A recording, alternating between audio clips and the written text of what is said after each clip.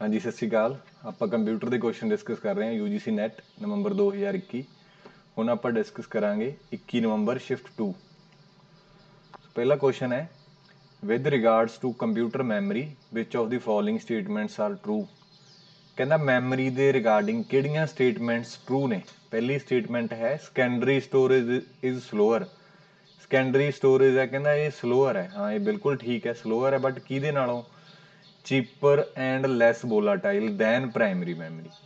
ਸੋ primary memory ਦੇ ਵਿੱਚ ਆਪਣੇ ਕੋਲੇ ਦੋ ਹੀ ਮੇਨ ਮੈਮਰੀਜ਼ ਆਉਂਦੀਆਂ ਨੇ, ਰੈਮ ਐਂਡ ਰੋਮ। ਠੀਕ ਹੈ, ਰੈਮ ਜਿਹੜੀ ਹੈ ਇਹ ਵੋਲਾਟਾਈਲ ਹੈ ਤੇ ਰੈਮ ਜਿਹੜੀ ਹੈ ਰੋਮ ਹੈ, ਸੋਰੀ ਉਹ ਨॉन ਵੋਲਾਟਾਈਲ ਹੈ, ਰੀਡ ਓਨਲੀ ਮੈਮਰੀ। ਠੀਕ ਹੈ, ਨॉन ਵੋਲਾਟਾਈਲ। ਸੈਕੰਡਰੀ ਸਟੋਰੇਜ ਕਹਿੰਦਾ ਸਲੋਅਰ ਹੈ, ਬਿਲਕੁਲ ਠੀਕ ਹੈ, ਸਲੋਅਰ ਹੈ, ਚੀਪਰ ਵੀ ਹੈ, ਲੈਸ ਵੋਲਾਟਾਈਲ ਹੈ, ਮਤਲਬ ਕਿ ਨॉन ਵੋਲਾਟਾਈਲ ਹੈ। ਤਾਂ ਇਹ ਆਪਸ਼ਨ 1 ਬਿਲਕੁਲ ਠੀਕ ਹੈ। Option 2 tape drive or direct access device. ਕਹਿੰਦਾ ਟੇਪ ਡਰਾਈਵ ਹੈ ਡਾਇਰੈਕਟ ਐਕਸੈਸ ਡਿਵਾਈਸ ਹੈ। ਤਾਂ ਟੇਪ ਡਰਾਈਵ ਕਿਹੜੇ ਹੁੰਦੇ ਨੇ? ਜਿਵੇਂ ਕੈਸਟ ਹੋ ਗਈ ਜਾਂ VCR ਵੀਡੀਓ ਕੈਸਟ ਰਿਕਾਰਡਰ, ਹੈ ਨਾ, ਜਿਵੇਂ ਆਪਾਂ ਰੀਲਾਂ ਦੇ ਵਿੱਚ ਗਾਣੇ ਸੁਣਦੇ ਸੀ। ਸੋ ਉਹ ਕਹਿੰਦਾ ਵੀ ਡਾਇਰੈਕਟ ਐਕਸੈਸ ਹੈ। ਤਾਂ ਪਹਿਲਾਂ ਆਪਾਂ ਸਮਝਦੇ ਹਾਂ ਡਾਇਰੈਕਟ ਐਕਸੈਸ ਤੇ ਰੈਂਡਮ ਐਕਸੈਸ ਕੀ ਹੁੰਦਾ। ਡਾਇਰੈਕਟ ਐਕਸੈਸ ਹੁੰਦਾ ਜੇਕਰ ਅਸੀਂ ਜਿਵੇਂ ਫੋਨ ਦੇ ਵਿੱਚ ਮੈਮਰੀ ਕਾਰਡ ਪਾਇਆ ਹੁੰਦਾ, ਆਪਾਂ ਸੌਂਗ ਸੁਣਦੇ ਹਾਂ, ਗਾਣੇ ਸੁਣਦੇ ਹਾਂ ਨਾ, ਸਕਰੋਲ ਕਰੀ ਜਾਂਦੇ ਹਾਂ ਅੱਗੇ, ਪਹਿਲੇ ਤੋਂ ਚਾਹੇ 25ਵੇਂ ਗਾਣੇ ਤੇ ਕਲਿੱਕ ਕਰ ਦਈਏ, ਗਾਣਾ ਚੱਲ ਪੈਂਦਾ, ਤਾਂ ਉਹ ਹੋ ਗਿਆ ਡਾਇਰੈਕਟ ਐਕਸੈਸ। ਮੈਮਰੀ ਨੂੰ ਕਿਤੋਂ ਮਰਜ਼ੀ ਐਕਸੈਸ ਕਰ ਸਕਦੇ ਹਾਂ। ਬਟ ਜਿਹੜੀ ਮੈਮਰੀ ਦੇ ਵਿੱਚ ਜਿਵੇਂ ਬੁੱਕ ਹੈ, ਬੁੱਕ ਤੋਂ ਬਾਅਦ ਪਹਿਲੇ ਪੇਜ ਤੇ ਆਪਾਂ ਕੁਝ ਕਲਿੱਕ ਕਰਕੇ ਐਂ ਤਾਂ ਨਹੀਂ ਹੈਗਾ 10ਵੇਂ ਤੇ ਚੱਲ ਜਾਈਏ, ਆਪਾਂ ਨੂੰ ਅੱਗੇ ਪਿੱਛੇ ਕਰਨੀ ਪੈਂਦੀ ਹੈ ਨਾ। ਸੋ ਉਹ ਹੋ ਗਿਆ ਸੀਰੀਅਲ ਐਕਸੈਸ ਔਰ ਸੀਕੁਐਂਸ਼ੀਅਲ ਐਕਸੈਸ। ਬੁੱਕ ਨੂੰ ਆਪਾਂ ਨਹੀਂ ਕਰ ਸਕਦੇ, ਬਟ ਇੰਟਰਨੈਟ ਤੇ ਵਿਕੀਪੀਡੀਆ ਦੇ ਪੇਜ ਤੇ ਆਪਾਂ ਮਾਊਸ ਦਾ ਜਿੱਥੇ ਜੇ ਆਪਣਾ ਹੱਥ ਜਿਹਾ ਬਣ ਜਾਂਦਾ ਆਪਾਂ ਕਲਿੱਕ ਕਰ ਦਿੰਦੇ ਹਾਂ, ਡਾਇਰੈਕਟ ਉਹ ਪੇਜ ਤੇ ਚੱਲ ਜਾਂਦੇ ਹਾਂ। ਸੋ ਉਹ ਹੁੰਦਾ ਡਾਇਰੈਕਟ ਐਕਸੈਸ। ਤਾਂ ਇਨਡਾਇਰੈਕਟ ਐਕਸੈਸ ਜਿਹਨੂੰ ਸੀਕੁਐਂਸ਼ਲੀ ਚੱਲਦੇ ਆ ਜਾਂ ਸੀਰੀਅਲੀ ਚੱਲਦੇ ਆ। ਤਾਂ ਟੇਪ ਡਰਾਈਵ ਕੈਸਟ ਹੈ, ਪਹਿਲੇ ਗਾਣੇ ਤੋਂ ਬਾਅਦ ਪੰਜਵਾਂ ਨਹੀਂ ਸੁਣ ਸਕਦੇ, ਪੰਜਵੇਂ ਤੋਂ ਬਾਅਦ ਦੂਜਾ ਨਹੀਂ ਸੁਣ ਸਕਦੇ। That is why tape drive ਜਿਹੜੀ ਹੈ ਡਾਇਰੈਕਟ ਐਕਸੈਸ ਡਿਵਾਈਸ ਨਹੀਂ ਹੈ। ਸੋ ਇਹ ਰੋਂਗ ਆ ਆਪਣੇ ਕੋਲ। ਠੀਕ ਹੈ, ਫਿਰ C ਆਪਸ਼ਨ ਹੈ the contents of most of form of RAM are volatile। ਕਹਿੰਦਾ ਰੈਮ ਦੇ ਮੋਸਟ ਆਫ ਦੀ ਕੰਟੈਂਟ ਜਿਹੜੇ ਹੈਗੇ ਨੇ ਉਹ ਵੋਲਾਟਾਈਲ ਨੇ। ਤਾਂ ਇਹ ਆਪਾਂ ਆਲਰੇਡੀ ਗੱਲ ਕਰ ਚੁੱਕੇ ਹਾਂ ਕਿ RAM is a volatile memory, thus making them unsuitable for long term data charge. ਤਾਂ ਰੈਮ ਹੈ ਜਿਹੜਾ ਜਦੋਂ ਆਪਾਂ ਪਾਵਰ ਆਫ ਕਰ ਦਿੰਦੇ ਹਾਂ ਤਾਂ ਇਹ ਵਿਹਲੀ ਹੋ ਜਾਂਦੀ ਹੈ, ਮੈਮਰੀ ਖਾਲੀ ਹੋ ਜਾਂਦੀ ਹੈ ਨਾ। ਤਾਂ ਕਰਕੇ ਇਹਦੇ ਵਿੱਚ ਆਪਾਂ ਪਰਮਾਨੈਂਟਲੀ ਡੇਟਾ ਨੂੰ ਸਟੋਰ ਨਹੀਂ ਕਰ ਸਕਦੇ, ਇਹ ਠੀਕ ਹੈ। ਸੋ ਆਪਸ਼ਨ ਆ ਆਪਣੇ ਕੋਲ A ਐਂਡ C ਟਰੂ ਤੇ B ਫਾਲਸ ਹੈ। ਤਾਂ ਇਹਦਾ C ਆਨਸਰ ਹੈ। ਠੀਕ ਹੈ, ਇਹ ਮੈਮਰੀ ਹਾਇਰਾਰਕੀ ਹੈ, ਆਪਾਂ ਬਾਕੀ ਦੀਆਂ ਵੀਡੀਓ 'ਚ ਡਿਸਕਸ ਕਰ ਚੁੱਕੇ ਹਾਂ। ਜੇਕਰ ਤੁਸੀਂ ਬਾਕੀ ਦੀਆਂ ਵੀਡੀਓ ਵੀ ਦੇਖਣਾ ਚਾਹੁੰਦੇ ਹੋ ਤਾਂ ਉਹ ਮੈਂ ਲਿੰਕ ਦਿੱਤਾ ਹੋਇਆ ਡਿਸਕ੍ਰਿਪਸ਼ਨ ਦੇ ਵਿੱਚ, ਜਾ ਕੇ ਬਾਕੀ ਦੇ ਪਾਰਟਸ ਵੀ ਤੁਸੀਂ ਦੇਖ ਸਕਦੇ ਹੋ। ਹਾਂ, ਨੈਕਸਟ ਕੁਐਸਚਨ ਹੈ with respect to computers what is the main advantage of graphical user interface compared with the command line interface। ਤਾਂ ਇਹ GUI and CLI very important ਹੈ। ਬਹੁਤ ਵਾਰੀ ਇਹਦੀ ਐਬਰੀਵੇਸ਼ਨ ਵੀ ਪੁੱਛੀ ਗਈ, ਆਪਾਂ ਨੂੰ ਐਬਰੀਵੇਸ਼ਨ ਵੀ ਪੁੱਛ ਸਕਦਾ ਹੈ ਨਾ। ਹੁਣ ਕਹਿੰਦਾ GUI ਦਾ ਕੀ ਐਡਵਾਂਟੇਜ ਆ। ਤਾਂ ਗ੍ਰਾਫਿਕਲ ਯੂਜ਼ਰ ਇੰਟਰਫੇਸ ਹੈ ਜਿਹੜਾ ਉਹ ਚਲਾਉਣਾ ਸੌਖਾ, ਅਸੀਂ ਕਲਿੱਕ ਕਰਦੇ ਹਾਂ ਤੇ ਅਸੀਂ ਯੂਜ਼ ਕਰ ਸਕਦੇ ਹਾਂ। ਕਮਾਂਡ ਲਾਈਨ ਦੇ ਵਿੱਚ ਸਾਨੂੰ ਲਿਖਣਾ ਪੈਂਦਾ। ਜਿਵੇਂ ਹੁਣ ਆਪਾਂ ਕਹਿ ਦਈਏ ਵੀ ਆਪਣੇ ਪੇਰੈਂਟਸ ਹੈ, ਪਹਿਲਾਂ ਫੋਨ ਚਲਾਉਣਾ ਨਹੀਂ ਆਉਂਦਾ ਸੀ ਉਹਨਾਂ ਨੂੰ, ਆਪਾਂ ਸਿਰਫ ਉਹਨਾਂ ਨੂੰ ਦੋ ਹੀ ਬਟਨ ਦੱਸੇ ਸੀ ਵੀ ਲਾਲ ਤੋਂ ਕੱਟਣਾ ਤੇ ਹਰੇ ਤੋਂ ਚੱਕਣਾ, ਹੈ ਨਾ। ਪਰ ਅੱਜ ਕੱਲ੍ਹ ਉਹ ਸਾਰਾ ਸਿੱਖ ਗਏ। ਕਿਉਂ ਸਿੱਖ ਗਏ? ਕਿਉਂਕਿ ਫੋਨ ਸਾਰੇ ਨੇ ਜਿਹੜੇ GUI ਮੋਡ ਦੇ ਵਿੱਚ ਨੇ, ਵਟਸਐਪ ਵੀ ਚਲਾਉਂਦੇ ਆ, ਫੇਸਬੁੱਕ ਵੀ ਚਲਾਉਂਦੇ ਆ, ਹੈ ਨਾ। ਤਾਂ ਥੋੜ੍ਹਾ ਈਜ਼ੀ ਹੋ ਜਾਂਦਾ, GUI ਮੋਡ ਹੈ। ਇਸ ਤੋਂ ਉਲਟ ਜਿਹੜਾ ਕਮਾਂਡ ਲਾਈਨ ਹੈ ਉਹਦੇ ਵਿੱਚ ਸਾਨੂੰ ਲੈਂਗੁਏਜ ਬਾਰੇ ਪਤਾ ਹੋਣਾ ਚਾਹੀਦਾ, ਸਾਨੂੰ ਕਮਾਂਡ ਲਿਖਣੀਆਂ ਆਉਣੀਆਂ ਚਾਹੀਦੀਆਂ ਨੇ। ਸੋ ਇਹ ਡਿਫੀਕਲਟ ਹੈ, ਬਟ ਸਪੀਡ ਜ਼ਿਆਦਾ ਫਾਸਟ ਹੈਗੀ ਹੈ CLI ਦੀ, ਤੇ ਸਿਕਿਉਰਿਟੀ ਵੀ ਜ਼ਿਆਦਾ CLI ਦੇ ਵਿੱਚ ਹੈ। ਠੀਕ ਹੈ, ਸੋ ਆਪਾਂ ਆਪਸ਼ਨਾਂ ਦੇਖਦੇ ਹਾਂ। ਜਿਵੇਂ ਪਹਿਲੀ ਆਪਸ਼ਨ ਹੈ provides higher level of security and requires less memory. GUI ਕਹਿੰਦਾ ਵੀ ਇਹ ਜ਼ਿਆਦਾ ਸਿਕਿਉਰਿਟੀ ਪ੍ਰੋਵਾਈਡ ਕਰਦਾ, ਇਹ ਨਹੀਂ ਹੈਗਾ। ਸਿਕਿਉਰਿਟੀ ਜ਼ਿਆਦਾ CLI ਦੇ ਵਿੱਚ ਹੈ ਤੇ ਲੈਸ ਮੈਮਰੀ ਇਹ ਵੀ ਨਹੀਂ ਕਨਸੈਪਟ ਹੈਗਾ, ਜ਼ਿਆਦਾ ਮੈਮਰੀ ਚਾਹੀਦੀ ਇਹਨੂੰ। ਠੀਕ ਹੈ, ਦੂਸਰਾ ਹੈ easier to use for non expert. ਇਹ ਬਿਲਕੁਲ ਠੀਕ ਹੈ, ਆਪਣੇ ਪੇਰੈਂਟਸ ਨॉन ਐਕਸਪਰਟ ਸੀਗੇ ਤੇ ਉਹ ਬੜੇ ਜਲਦੀ ਸਿੱਖ ਗਏ GUI ਨੂੰ, ਹੈ ਨਾ। ਤਾਂ ਇਹਦਾ B ਠੀਕ ਲੱਗ ਰਿਹਾ। ਫਿਲਹਾਲ ਆਪਾਂ ਦੂਜੀਆਂ ਵੀ ਆਪਸ਼ਨ ਇੱਕ ਵਾਰੀ ਦੇਖ ਲੈਂਦੇ ਹਾਂ। ਆਪਸ਼ਨ C ਹੈ performs complex task faster and require less memory. ਨਹੀਂ, CLI ਫਾਸਟਰ ਪਰਫਾਰਮ ਕਰਦਾ। ਲਾਸਟ ਹੈ ਰਿਕੁਆਇਰਸ ਲੈਸ ਪ੍ਰੋਸੈਸਿੰਗ ਪਾਵਰ, ਇਹਨੂੰ ਜ਼ਿਆਦਾ ਚਾਹੀਦੀ ਹੈ CLI ਦੇ ਕੰਪੈਰੀਟਿਵਲੀ, ਹੈ ਨਾ। ਸੋ ਇਹਦਾ B ਆਨਸਰ ਹੈ। हाँ ये पहला है अपने को GUI मोड, दूसरा है CLI कमांड लाइन बेस, अपन को कमांड टाइप करनी पैंदियां ने। ये डिफरेंस दिता होया मैं CLI एंड GUI दे विच, तुसीं स्क्रीनशॉट लै सकदे हो, लिखना लिख सकते हो सकदा आपां नूं इहदे नाल सिमिलर कोई पेपर 'च क्वेश्चन पुछ ले है ना, ज़्यादा क्लैरिटी भी मैं दिता होया। अगला क्वेश्चन है identify the order of following computer storage ranked from smallest to largest capacity. तो आपां की दसना स्मॉलेस्ट, सब तो पहला स्मॉलेस्ट, फिर उस तो वड्डा, फिर उस तो वड्डा, इस तरह करके आपां दसना है ना। तो ये आपां नूं दित्तियां होईयां ने ऑप्शनस ABCDE, इन्हां चों दसना है। तो हुण जेकर आह 1 दे नाल जीरोज़ वगैरह ना आउंदियां फिर तो असीं डायरैक्ट दस दिंदे कि TB सब तो वड्डा, फिर MB, फिर KB, फिर GB, फिर KB है ना। बट हुण इत्थे की प्रॉब्लम है भी ये कल्ले यूनिट्स नहीं है, नाल इस दे आपां नूं वैल्यूज़ भी दित्तियां ने। इहनूं आपां 2 ਦੀ ਪਾਵਰ 'ਚ ਕਨਵਰਟ ਕਰ ਸਕਦੇ ਹਾਂ 10 ਦੀ ਪਾਵਰ 'ਚ। सो 10 ਦੀ ਪਾਵਰ ਦੇ ਵਿੱਚ ਕਨਵਰਟ ਕਰਨਾ ਜ਼ਿਆਦਾ ਸੌਖਾ ਰਹੂਗਾ, ਆਪਾਂ 10 ਰੇਜ਼ ਟੂ ਪਾਵਰ ਕਰਾਂਗੇ। सो ऑप्शन A है 10 raise to power 2 into GB। तो स्टैंडर्ड आप कुछ लिख लें रिजल्ट, जिमें ये भी आपको पता होना चाहिए ने, जिमें 2 ਦੀ पावर 10 किहदे बराबर हुंदा 1 KB दे, ਜਾਂ 1 KB किहदे बराबर हुंदा 2 ਦੀ पावर 10 दे है ना। इनू आप दूसरे फॉर्म 'ਚ लिख लें 1 KB ਦੀ वैल्यू आप लिख लें 2 ਦੀ पावर 10।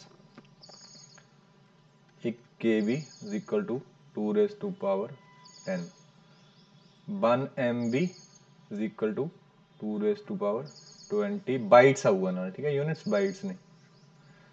तो 1 GB is equal to 2 raise to power 30 bytes.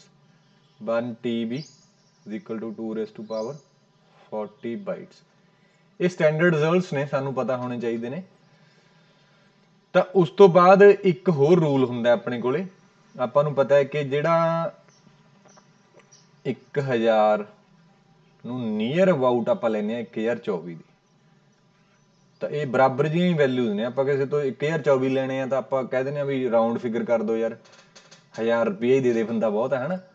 सो इनू भी आपां इस तरह लै सकते हैं। तो 1000 नूं आपां लिख सकते हैं 10 ਦੀ पावर 3, तो 1024 लिख सकते हैं आप 2 ਦੀ पावर 10। ये इक्वल नहीं है, नीयर अबाउट है, अप्रोच टू है, तां करके आप ये साइन पाने, ठीक है।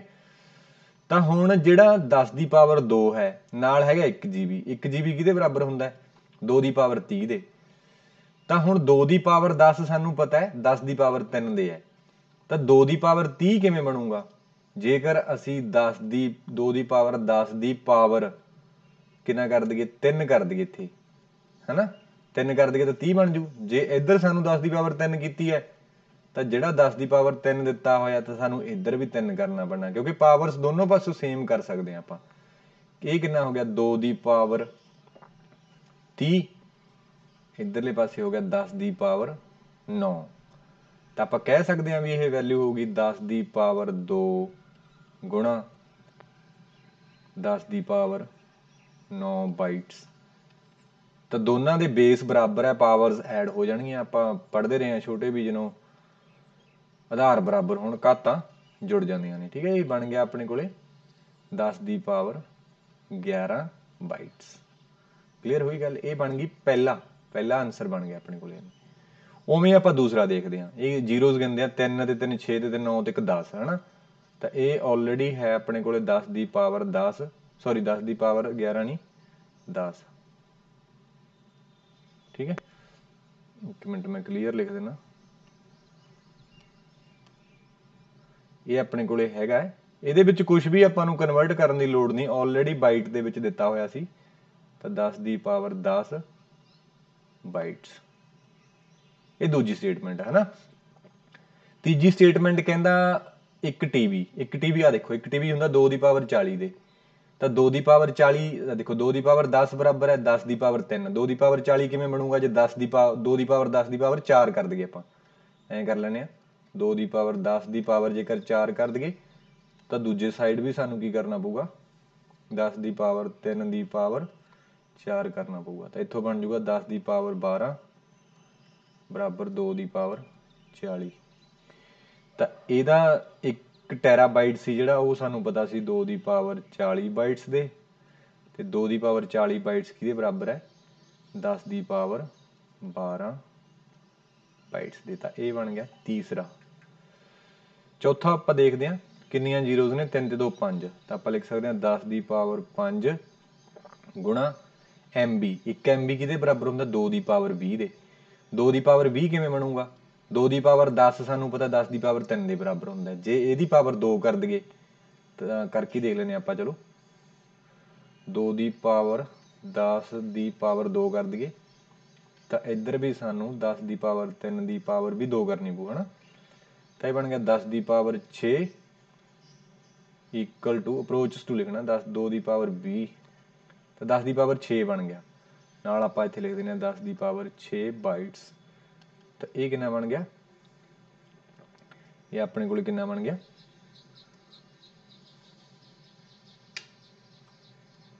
10 ਦੀ ਪਾਵਰ 6 ਤੇ 5 ਕਿੰਨਾ ਹੋ ਗਿਆ 10 ਦੀ ਪਾਵਰ 11 ਬਾਈਟਸ। ਕਲੀਅਰ ਹੈ। ਸੋ ਇਹ ਬਣ ਗਿਆ ਡੀ ਸਟੇਟਮੈਂਟ। ਅਗਲੀ ਸਟੇਟਮੈਂਟ ਹੈ ਸਾਡੇ ਕੋਲੇ ਕਿੰਨੀਆਂ ਜ਼ੀਰੋਜ਼ ਨੇ 6 ਜ਼ੀਰੋ ਨੇ। ਤਾਂ 10 ਦੀ ਪਾਵਰ 6 ਗੁਣਾ KB। KB ਕਿਹਦੇ ਬਰਾਬਰ ਹੁੰਦਾ 2 ਦੀ ਪਾਵਰ 10 ਦੇ। ਆਪਾਂ ਸਟੇਟਮੈਂਟ ਕੀਤੀ ਹੈ 1 KB ਕਿਹਦੇ ਬਰਾਬਰ ਹੁੰਦਾ 2 ਦੀ ਪਾਵਰ 10 ਦੇ। ਤਾਂ 2 ਦੀ ਪਾਵਰ 10 ਕਿਹਦੇ ਬਰਾਬਰ ਹੁੰਦਾ ਹੈ ਇਹ ਆਪਾਂ ਆਲਰੇਡੀ ਸਟੈਂਡਰਡ ਰਿਜ਼ਲਟ ਹੈ 10 ਦੀ ਪਾਵਰ 3 ਦੇ। ਤਾਂ ਆਪਾਂ ਲਿਖ ਸਕਦੇ ਹਾਂ 10 ਦੀ ਪਾਵਰ 6 ਗੁਣਾ 10 ਦੀ ਪਾਵਰ 3 ਬਾਈਟਸ। ਤਾਂ ਇਹ ਬਣ ਗਿਆ ਜੀ 10 ਦੀ ਪਾਵਰ 9 ਬਾਈਟਸ। ਤਾਂ ਇਹ ਬਣ ਗਈ E। ਇਹ ਪਹਿਲੀ statement A B C D E। ਤਾਂ ਹੁਣ ਆਪਾਂ ਲਿਖਣਾ ਕੀ ਹੈ ਸਮੋਲੈਸਟ ਟੂ ਲਾਰਜੈਸਟ ਲਿਖਣਾ ਹੈ। ਤਾਂ ਸਭ ਤੋਂ ਛੋਟਾ ਫਿਰ ਕਿਹੜਾ ਹੈ 10 ਦੀ ਪਾਵਰ 9 ਜਾਨੀ ਕਿ ਆਪਣੇ ਕੋਲੇ ਸਟੇਟਮੈਂਟ E ਹੈ ਨਾ। E ਤੋਂ ਬਾਅਦ ਫਿਰ ਹੈਗਾ ਆਪਣੇ ਕੋਲੇ B ਸਟੇਟਮੈਂਟ ਆ 10 ਦੀ ਪਾਵਰ 10 E B 10 ਦੀ ਪਾਵਰ 10 ਤੋਂ ਬਾਅਦ ਫਿਰ ਦੋ ਇੱਕੋ ਜੀਆਂ ਨੇ D ਦੇ ਵਿੱਚ ਵੀ 10 ਦੀ ਪਾਵਰ 11 ਹੈ A ਦੇ ਵਿੱਚ ਵੀ 10 ਦੀ ਪਾਵਰ 11 ਹੈ। ਤਾਂ ਆਪਾਂ ਇੱਥੇ ਲਿਖ ਲੈਂਦੇ ਹਾਂ D, A ਕੋਈ ਵੀ ਹੋ ਸਕਦਾ ਦੋਨਾਂ ਚੋਂ ਇੱਕ ਵਾਰੀ ਆਪਾਂ ਔਰ ਪਾ ਕੇ ਲਿਖ ਲਿਆ ਹੈ ਨਾ। ਫਿਰ ਸਭ ਤੋਂ ਵੱਡਾ ਕਿਹੜਾ ਬਚਿਆ C 10 ਦੀ ਪਾਵਰ 12। ਤਾਂ C ਲਿਖ ਸਕਦੇ ਹਾਂ। ਪਹਿਲਾਂ ਤਾਂ ਇਹ ਦੇਖੋ ਵੀ ਸਾਰਿਆਂ ਦੇ ਵਿੱਚ ਮੂਹਰੇ ਆਪਸ਼ਨਾਂ 'ਚ ਆਪਾਂ ਦੇਖਦੇ ਹਾਂ E ਕਿਹੜੇ ਕਿਹੜੇ ਤੇ ਹੈ। ਤਾਂ A ਨਹੀਂ ਹੋ ਸਕਦਾ ਕਿਉਂਕਿ E ਤੋਂ ਸਟਾਰਟ ਨਹੀਂ ਹੋ ਰਿਹਾ ਤੇ C ਨਹੀਂ ਹੋ ਸਕਦਾ। ਠੀਕ ਹੈ। ਹੁਣ ਬਚ ਗਏ B ਤੇ D। ਹੁਣ ਐਂਡ ਤੇ C ਹੈ। ਐਂਡ ਤੇ C ਕਿਹਦੇ 'ਚ ਹੈ B ਦੇ ਵਿੱਚ ਹੈ। ਸੋ D 'ਚ ਹੈ ਨਹੀਂ D ਕੈਂਸਲ ਹੋ ਗਿਆ। ਸੋ ਆਪਣਾ ਜਿਹੜਾ ਹੈ ਇਹਦਾ B ਆਨਸਰ ਹੈ। ਕਲੀਅਰ ਦਾ B ਆਨਸਰ ਹੈ। ਇਸ ਤਰ੍ਹਾਂ ਕਰਕੇ ਆਪਾਂ ਕਨਵਰਜ਼ਨ ਕਰ ਸਕਦੇ ਹਾਂ। ਵੈਰੀ ਇੰਪੋਰਟੈਂਟ ਹੈ ਕੁਐਸਚਨ ਆਉਣ ਦੀ ਸੰਭਾਵਨਾ ਇਹਨੂੰ ਤੁਸੀਂ ਚੰਗੀ ਤਰ੍ਹਾਂ ਕਰ ਲੈਣਾ। ਫਿਰ ਵੀ ਨਹੀਂ ਸਮਝ ਆਇਆ ਤੁਸੀਂ ਕਮੈਂਟ ਕਰਕੇ ਦੱਸ ਸਕਦੇ ਹੋ ਆਪਾਂ ਹੋਰ ਡਿਸਕਸ ਕਰ ਲਾਂਗੇ। ਹਾਂ ਨੈਕਸਟ ਕੁਐਸਚਨ ਹੈ given below are two statements a web browser is a piece of software that retrieves and display the web pages search engine। ਹਾਂ ਸਰਚ ਇੰਜਨ ਤੇ ਵੈਬ ਬਰਾਊਜ਼ਰ ਬਾਰੇ ਕੁਐਸਚਨ ਹੈ। ਸਭ ਤੋਂ ਪਹਿਲਾਂ ਆਪਾਂ ਦੇਖਦੇ ਹਾਂ ਬਰਾਊਜ਼ਰ ਐਂਡ ਸਰਚ ਇੰਜਨ। ਤਾਂ ਇਹ ਵਾਲੇ ਹੈਗੇ ਨੇ ਆਪਣੇ ਕੋਲੇ ਬਰਾਊਜ਼ਰਸ ਨੇ ਸਾਰੇ। ਠੀਕ ਹੈ ਜਿਵੇਂ opera Google chrome safari Mozilla Firefox internet explorer ਤੇ ਮਾਈਕਰੋਸਾਫਟ ਐਜ। ਜਿਹੜੇ ਇਹ ਦੋ ਨੇ ਇਹ ਮਾਈਕਰੋਸਾਫਟ ਦੇ ਨੇ ਇਨਬਿਲਟ। ਪਹਿਲਾਂ ਵਾਲੀ ਵਿੰਡੋ 'ਚ ਇੰਟਰਨੈਟ ਐਕਸਪਲੋਰਰ ਆਉਂਦਾ ਸੀ ਹੁਣ ਮਾਈਕਰੋਸਾਫਟ ਐਜ ਆਉਂਦਾ। ਤਾਂ ਇਹ ਸਾਰੇ ਆਪਣੇ ਕੋਲੇ ਬਰਾਊਜ਼ਰਸ ਨੇ। ਬਰਾਊਜ਼ਰ ਕੀ ਹੁੰਦੇ ਨੇ ਸੌਫਟਵੇਅਰ ਹੁੰਦੇ ਨੇ ਜਿਹੜੇ ਯੂਜ਼ਰ ਦੇ ਕੰਪਿਊਟਰ ਤੇ ਇੰਸਟਾਲ ਹੁੰਦੇ ਨੇ ਜਿਹੜੇ ਡੇਟਾ ਨੂੰ ਡਿਸਪਲੇ ਕਰਨ ਲਈ ਯੂਜ਼ ਕੀਤੇ ਜਾਂਦੇ ਨੇ। ਠੀਕ ਹੈ। ਤੇ ਸਰਚ ਇੰਜਨ ਕੀ ਹੁੰਦੇ ਨੇ ਜਿਹੜੇ ਇੰਟਰਨੈਟ ਤੋਂ ਡੇਟਾ ਸਰਚ ਕਰਨ ਦੇ ਲਈ ਵਰਤੇ ਜਾਂਦੇ ਨੇ। ਇੱਕ ਸਰਚ ਇੰਜਨ ਇੱਕ ਵੈਬਸਾਈਟ ਦੀ ਤਰ੍ਹਾਂ ਹੀ ਡੀਲ ਕਰਦਾ ਜਿਹੜਾ ਵਰਲਡ ਵਾਈਡ ਵੈਬ ਤੋਂ ਡੇਟਾ ਐਕਸੈਸ ਕਰ ਸਕਦੇ ਹਾਂ ਆਪਾਂ। ਹੁਣ ਆਪਾਂ ਸਟੇਟਮੈਂਟ ਪੜ੍ਹਦੇ ਹਾਂ। ਪਹਿਲੀ ਸਟੇਟਮੈਂਟ ਕਹਿੰਦਾ web browser is a piece of software that retrieve and display the web pages.